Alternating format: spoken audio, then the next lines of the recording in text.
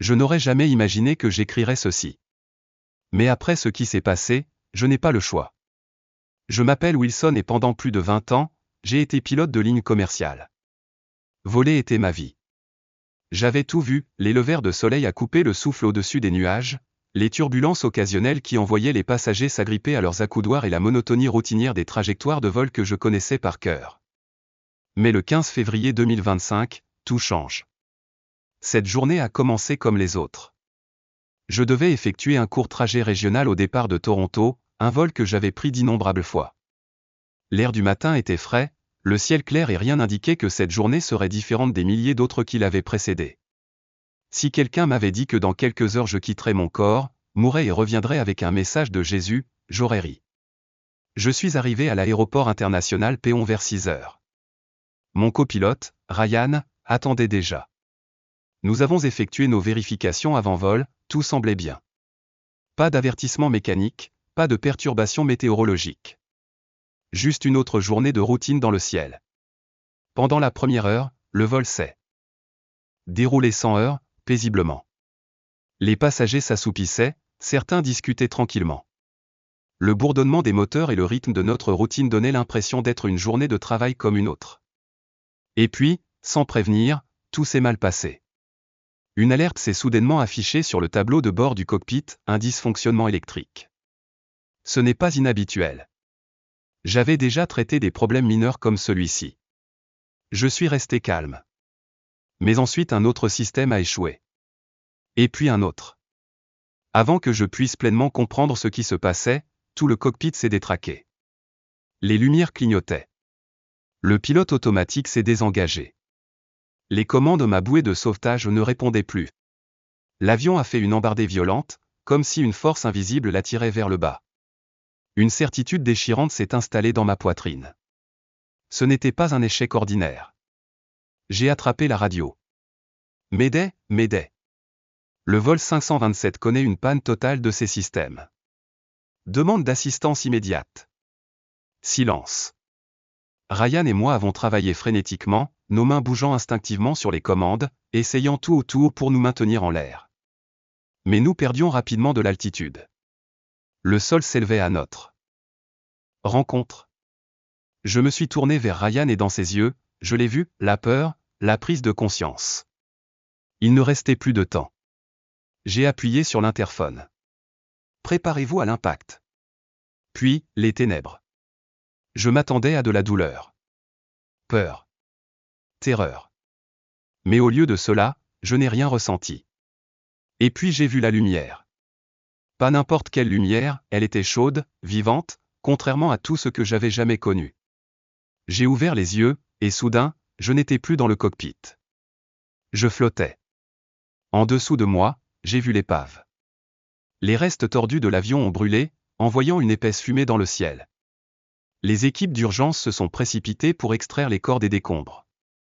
Et puis j'ai vu mon propre corps, affalé dans le cockpit, sans vie. J'aurais dû ressentir de l'horreur. Désespoir. Mais je ne l'ai pas fait. Tout ce que je ressentais, c'était la paix. Une paix écrasante et dévorante qui défiait toute logique. Ensuite, je l'ai entendu. Wilson. La voix ne venait ni de derrière moi ni devant moi, elle était partout. C'était puissant, éternel, mais familier. Et à ce moment-là, je savais.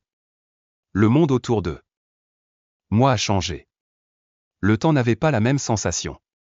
Je pouvais tout entendre, les pensées des sauveteurs, les dernières prières des passagers, les sanglots silencieux de ceux qui regardaient de loin. Et pourtant, rien en moi n'avait peur. Quelque chose d'autre me tirait vers le haut. L'épave en dessous est devenue floue et fanée. Le chaos du lieu du crash a disparu. Seule la lumière restait. Ce n'était pas seulement autour de moi. Cela m'attirait. J'ai lâché prise. Et puis, je l'ai vu. Jésus. Sa présence ne ressemblait à rien de ce que je pourrais décrire. La puissance, l'amour, la paix, tout cela rayonnait de lui. L'air lui-même, même si ce n'était pas de l'air tel que je le connaissais, était rempli de son essence. Sa lumière n'était pas seulement autour de lui. C'était lui. Et quand ses yeux ont rencontré les miens, je me suis senti complètement vu. Chaque erreur. Chaque échec. Tous les regrets que j'avais enfouis au plus profond de moi où tout était mis à nu. Je m'attendais à avoir honte. Je ne l'ai pas fait. Il n'y avait aucune condamnation dans son regard, seulement de l'amour. Un amour au-delà de tout ce que j'avais jamais connu. Je me suis mis à genoux, voulant adorer, pleurer, parler. Mais je n'en avais pas besoin.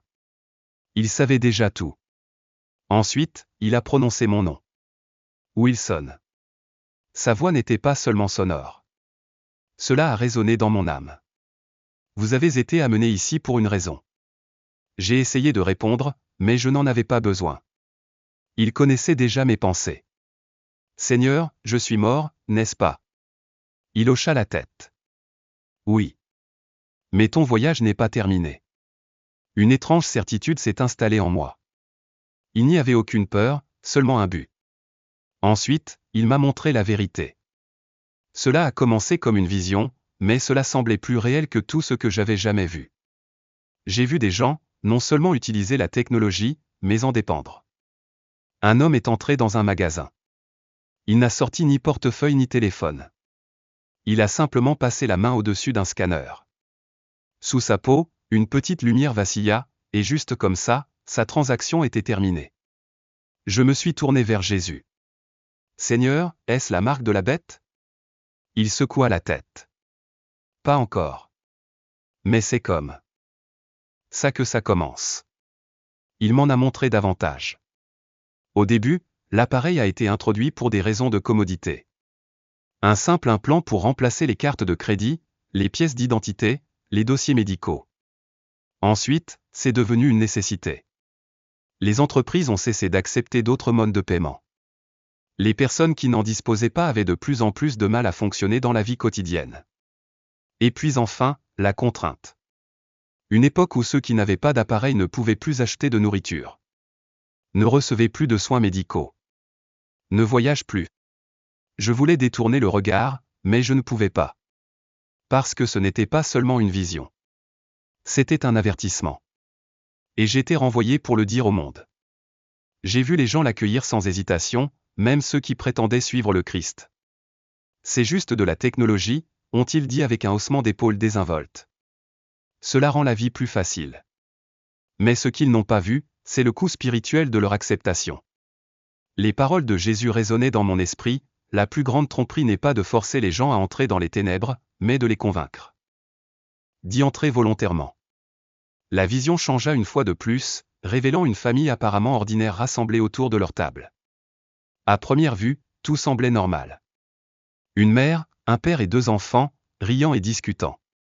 Mais quelque chose n'allait pas. Leurs paroles semblaient répétées, leurs émotions émoussées. Le flux naturel de la connexion humaine manquait, remplacé par quelque chose de mécanique, quelque chose de contre-nature. Et puis je l'ai vu. Leurs appareils n'étaient plus seulement entre leurs mains, ils étaient en eux. Un implant délicat niché sous la peau de leurs poignets, une faible lueur scintillant derrière leurs yeux. Ils n'étaient plus simplement influencés par la technologie, ils étaient contrôlés par lui. Chaque pensée, chaque décision manipulée, programmée. Ils croyaient avoir le libre arbitre, mais les choix qu'ils faisaient n'étaient pas vraiment les leurs. Un poids lourd pressé contre ma poitrine alors que je me tournais vers Jésus, le désespoir me serrant la gorge. Seigneur, pourquoi ne peuvent-ils pas voir ce qui se passe?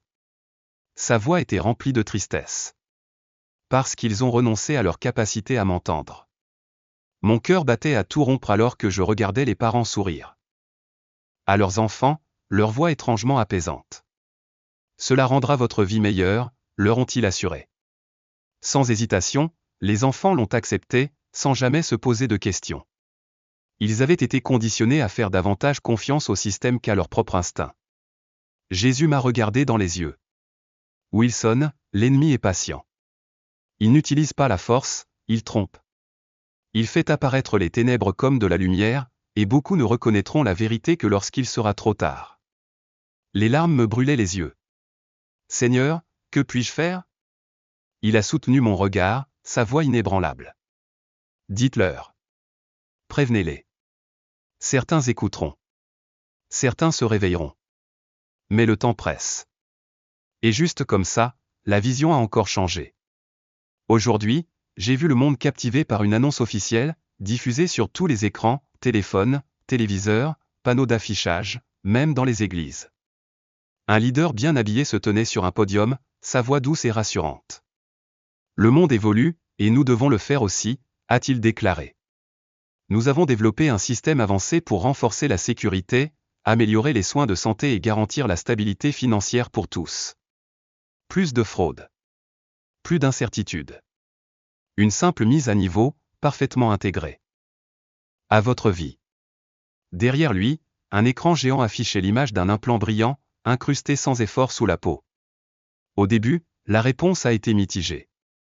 Le scepticisme persistait. Mais bientôt, les recommandations ont afflué. Les professionnels de la santé ont vanté ses bienfaits pour la santé. Les chefs religieux ont assuré à leur congrégation que cela n'avait rien à voir avec une prophétie. Les célébrités ont affiché leurs implants, affirmant que leur vie n'avait jamais été aussi simple. J'ai vu avec horreur des millions de personnes faire la queue volontairement. Ils n'ont pas été contraints. Ils n'ont pas été menacés. Ils l'ont choisi, souriant, convaincus de se diriger vers un avenir meilleur. Mais ensuite, j'ai vu un autre groupe, plus petit, prudent, hésitant. Ils murmurèrent entre eux, peu disposés à accepter le changement. Et c'est à ce moment-là que la pression a commencé. Les médias les ont qualifiés d'extrémistes, de théoriciens du complot et de menaces à la sécurité publique. Leurs comptes bancaires ont été gelés. Leurs emplois supprimés. Leurs enfants sont interdits d'école. La société les a rejetés. Je me suis tourné vers Jésus, le cœur brisé. Seigneur, pourquoi ne peuvent-ils pas voir ce qui se passe? Sa réponse fut solennelle. Parce que la tromperie n'est pas une question de force, Wilson. Il s'agit d'une capitulation lente et volontaire. Le poids de la vision a menacé de m'écraser, mais Jésus a alors levé la main et la scène a changé. Maintenant, j'ai vu ceux qui refusaient de prendre l'implant. Au début, ils ont souffert. Ils ont perdu leur maison, leurs moyens de subsistance, leur sentiment de sécurité. Beaucoup ont été contraints de se cacher, dépendant les uns des autres pour survivre. Mais alors que je regardais, quelque chose d'incroyable s'est produit. Ils n'avaient pas peur. Ils ne semblaient pas abandonnés. Une lumière divine les entourait, bien plus grande que n'importe quelle lueur artificielle. Ils avaient la paix. J'ai vu une mère rompre le pain et, miraculeusement, il n'en a jamais manqué. J'ai vu un homme agenouillé en prière, et quelques instants plus tard, un inconnu est arrivé à sa porte avec exactement ce qu'il avait demandé. J'ai vu des blessures guérir, des maladies disparaître, une protection pour ceux qui n'avaient plus que leur foi. Jésus s'est tourné vers moi, sa voix inébranlable. Mon peuple ne sera pas abandonné. Tout comme j'ai nourri mes enfants dans le désert, tout comme j'ai envoyé des corbeaux pour soutenir Élie, je pourvoirai à ceux qui me resteront fidèles. Les larmes me remplirent les yeux alors que je réalisais. Même si le monde sombrerait dans le chaos, la puissance de Dieu brillerait plus que jamais. Ensuite, la vision a changé une dernière fois. Deux avenirs se déroulaient devant moi, côte à côte. D'un côté se trouvait le monde qui avait adopté l'implant. Au début, cela semblait paisible, voire utopique. Les transactions étaient fluides, la santé était surveillée, les émotions étaient régulées. Mais en regardant de plus près, j'ai vu la vérité. Leurs yeux étaient vides. Leur rire était creux. Leur prière était silencieuse. J'ai vu avec agonie ceux qui aimaient Dieu autrefois ne ressentir plus rien. Ils allaient toujours à l'église. Ils lisent toujours les Écritures. Mais ils n'entendaient plus sa voix. La connexion avait été coupée. De l'autre côté se trouvaient les fidèles, ceux qui avaient refusé. Leur vie était difficile, mais ils vivaient d'une manière que les autres ne vivaient pas. Ils ressentaient encore du chagrin. Ils ressentaient toujours de la joie. Et surtout, ils entendaient toujours Jésus. C'est alors que quelque chose d'extraordinaire s'est produit. Une grande obscurité s'est répandue sur le monde, une force suffocante qui a tout englouti sur son passage. Ceux qui avaient accepté l'implant restaient immobiles, inconscients de l'ombre qui les dévorait.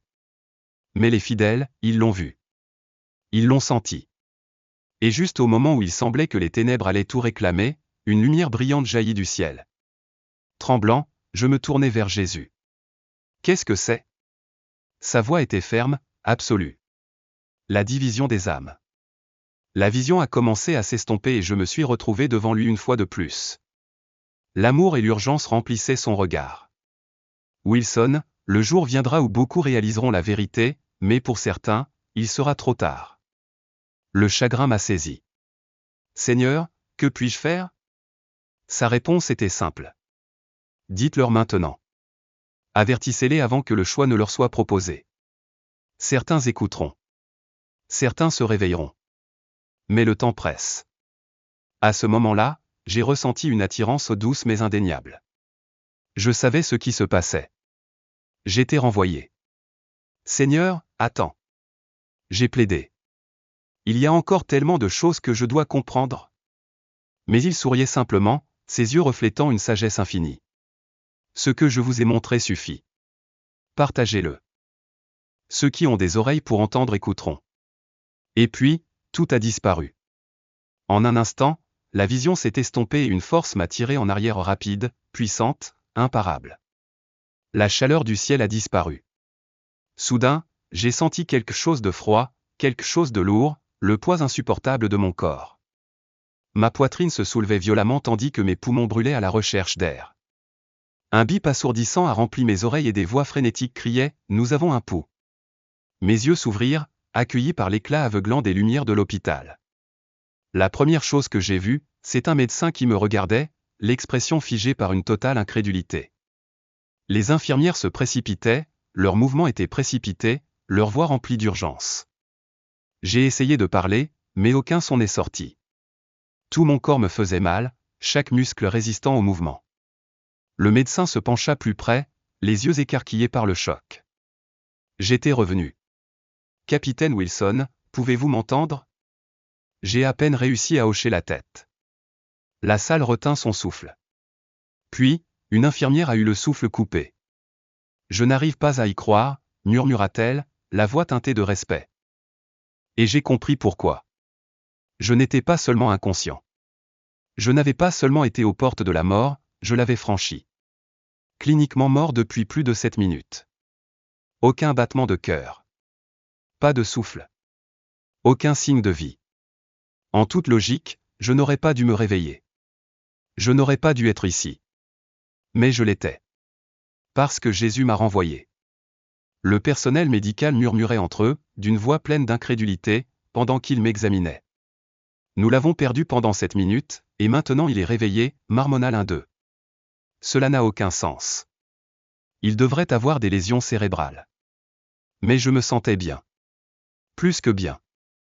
Mon corps était faible, certes, mais mon esprit il était plus vif que jamais. Parce que je connaissais la vérité. J'étais mort. Et j'étais revenu pour une raison. Mais comment pourrais-je expliquer cela? Me croirait-il seulement? Le médecin se pencha plus près et étudia mon visage. Wilson, tu te souviens de ce qui s'est passé? J'ai hésité. Si je leur disais tout, ils considéreraient cela comme du délire, des hallucinations d'un mourant. Mais je ne pouvais pas non plus mentir.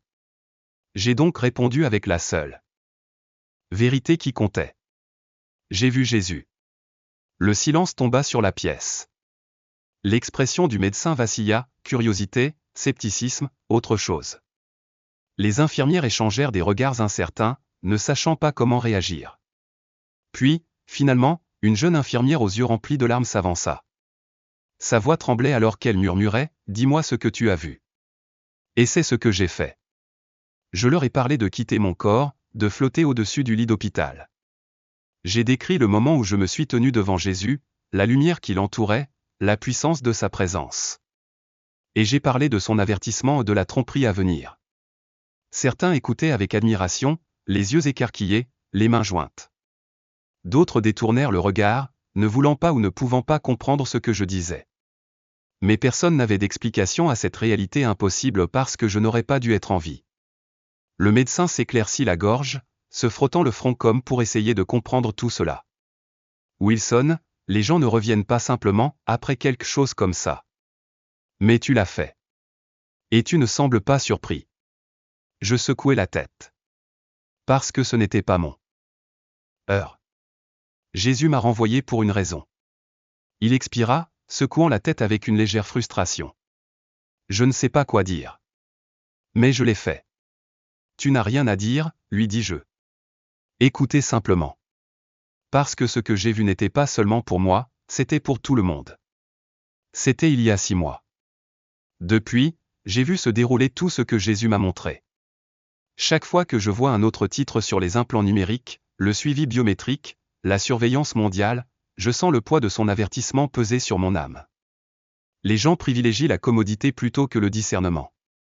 Ils sont conduits, étape par étape, vers quelque chose qu'ils ne comprennent pas. Et les églises? Silencieux. Les pasteurs rassurent leur congrégation en leur disant qu'il n'y a rien à craindre, rien à remettre en question. Mais je connais la vérité. Je sais ce qui s'en vient.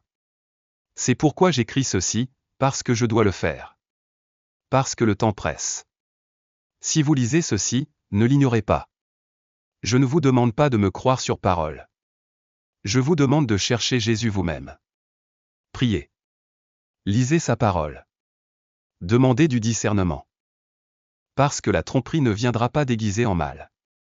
Cela viendra déguisé en solution. Cela aura l'air bien. On se sentira en sécurité.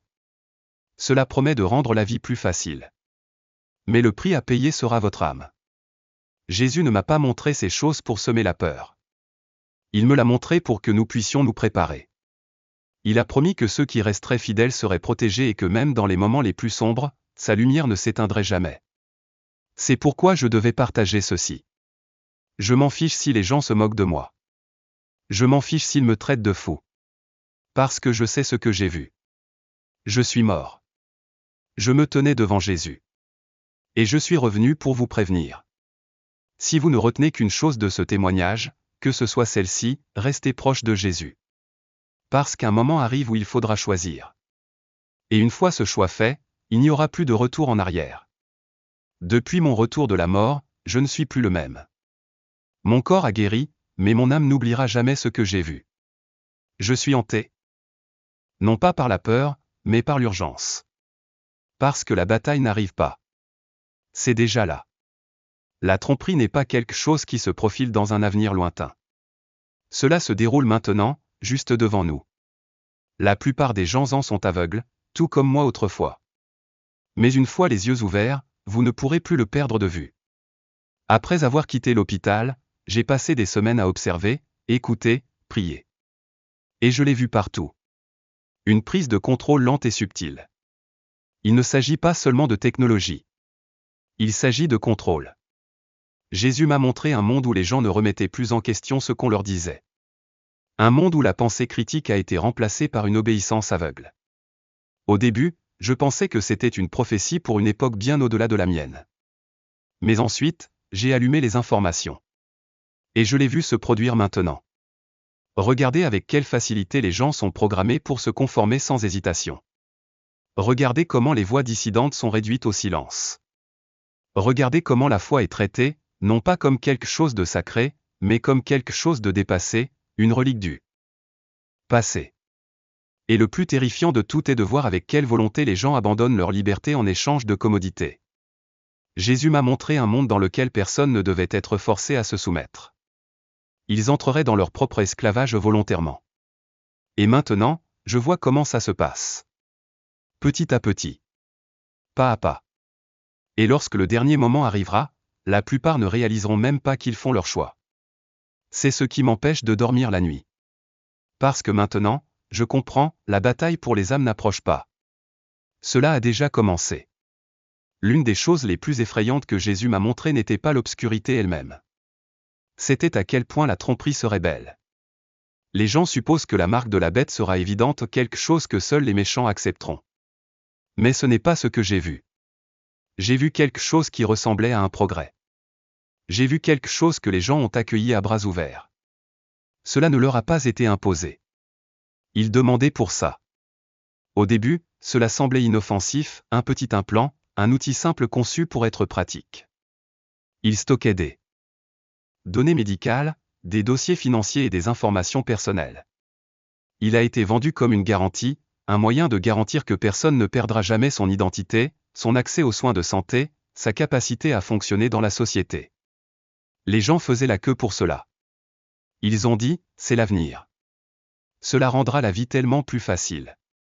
Et pendant un moment, C'est ce qui s'est produit. Mais ensuite, le changement s'est produit. Ce n'était plus une option. C'était une exigence.